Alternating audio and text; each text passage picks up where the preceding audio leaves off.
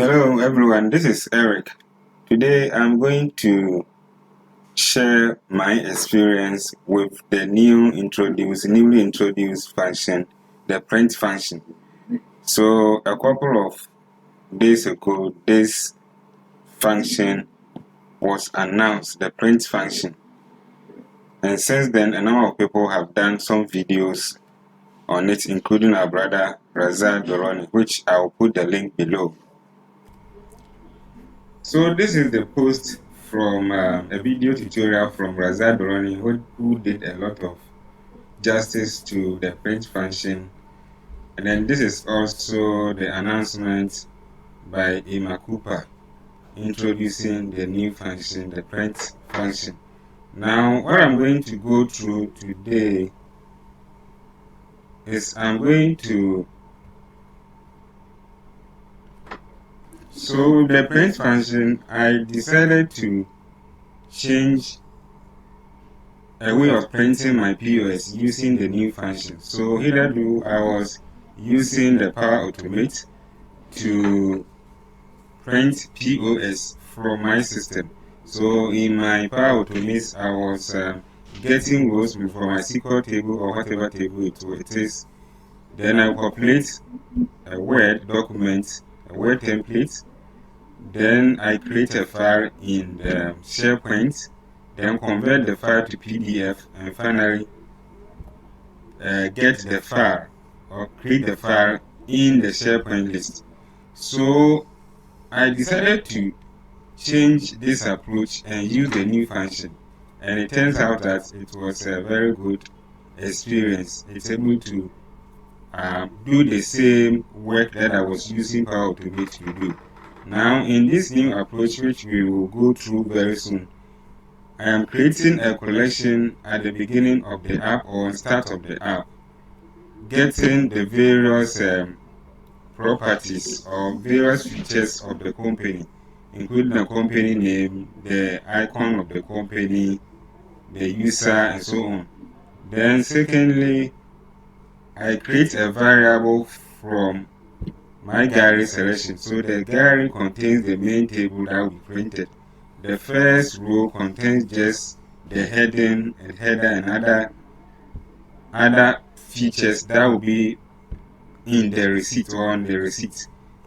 Then I also resize the print screen. You know, the print screen has these two screens, the portrait and the landscape. So because it is POS, I needed to resize the print screen to be able to fit the POS.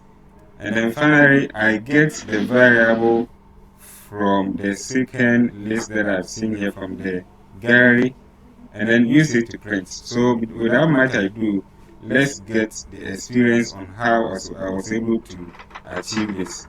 So how the POS receipt looks like. So let me navigate to the screen. So this is exactly how my POS receipt looks like.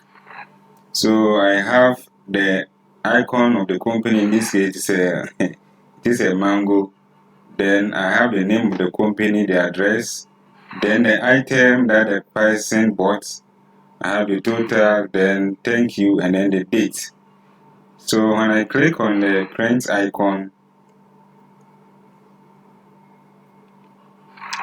and I print the print icon, it gives me an interface to be able to print. So this is how it looks like.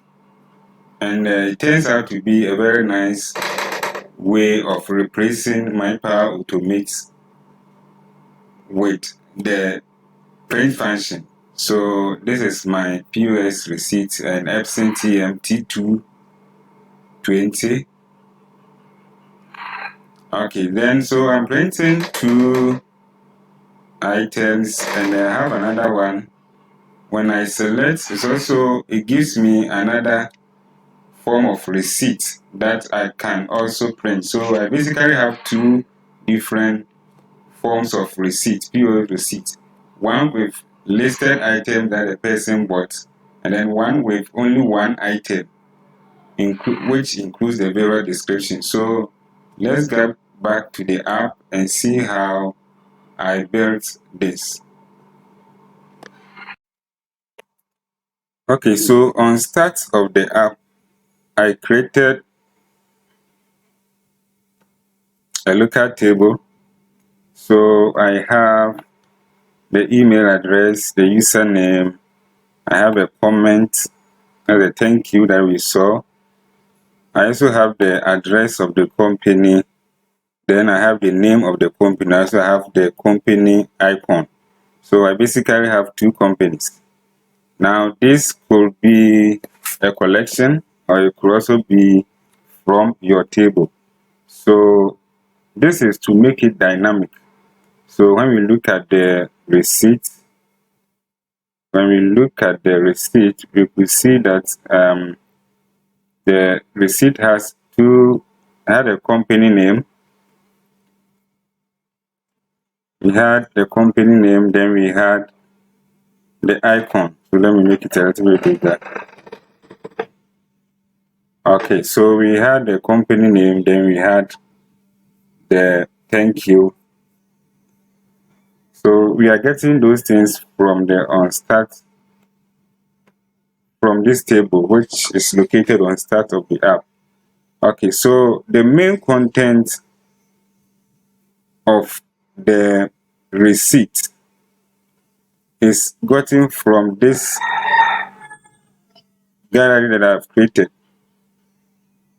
Okay, so with this gallery, it's like a POS. So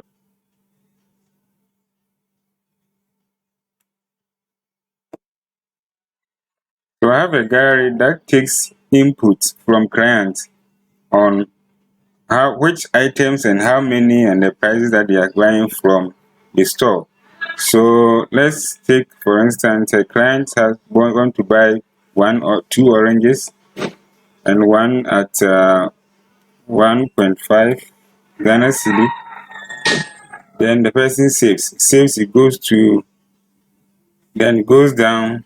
Person is buying a pineapple, 20 pineapples at say 5 Ghana cedi. Then when you click on save, it's also add to the item.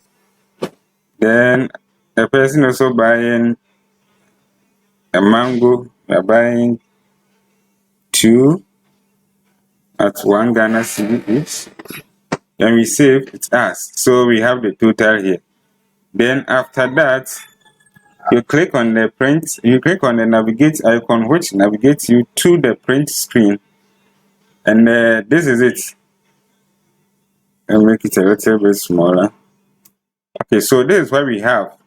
So we have the various items that was selected from the gallery represented here on the receipt. Now, when we come to the receipt, and we look at the dimensions of the receipt, I set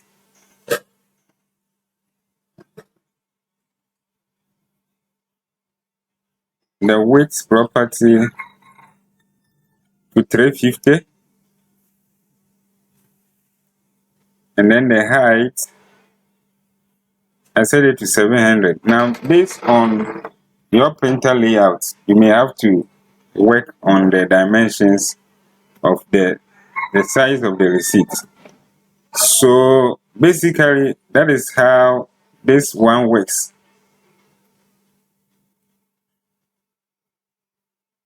So when the person click on the save item, I am collecting the quantity, the price, the name of the item, as well as the total into this collection called purchase code.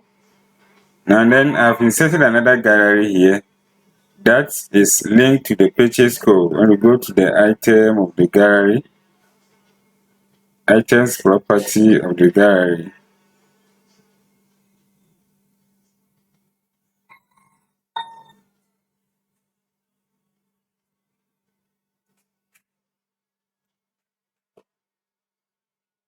then go to the items property of the gallery, we see that the purchase code is represented.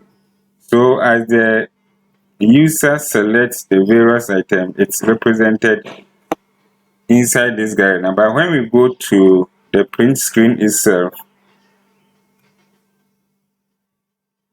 If you go to the print screen itself, see that it's quite represented here. However, when we look at the content, you see that I have a group. The group is made up of the gallery, and the gallery is linked to the POS Screen. That is a collection that I created. Then I have a label, a header, another header representing the quantity, price, and total. Then I also have a rectangle at both base that underlines the various labels. So this is basically, that is it. And then the total, I also have some of the purchase code, which is the collection of the various items that were selected as being purchased or bought. Then let's go to the second printout, the second screen. Now, as I said earlier, the first thing on the receipt is the header, and then the header is taken from the collection or the table that I created from on start. So you see that from on start, I am picking the company name, I'm picking the company address, and then I'm also picking the company comment. In this case, it's thank you. Then I've also inserted now. That picks the date. And so with this, let me go to the second screen. With the second gallery,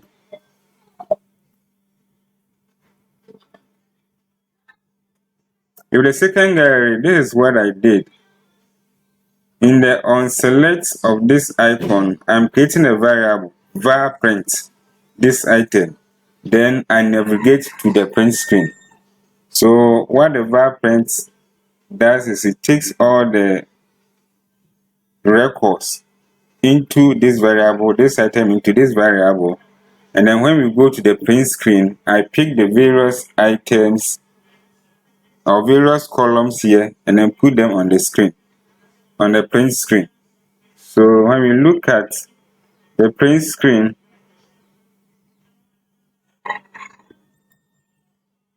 you see that on the first item, I am picking the date, var print dot date of entry. The second one, I am picking the full name, and I'm also picking the ID number and then the amount, as well as the description, all from the gallery. Then from there, you can go ahead and print. So that is my experience from using the print function, and it turns out that it works pretty well. I hope this was very useful to you, and you will go ahead and also try it. Thank you very much.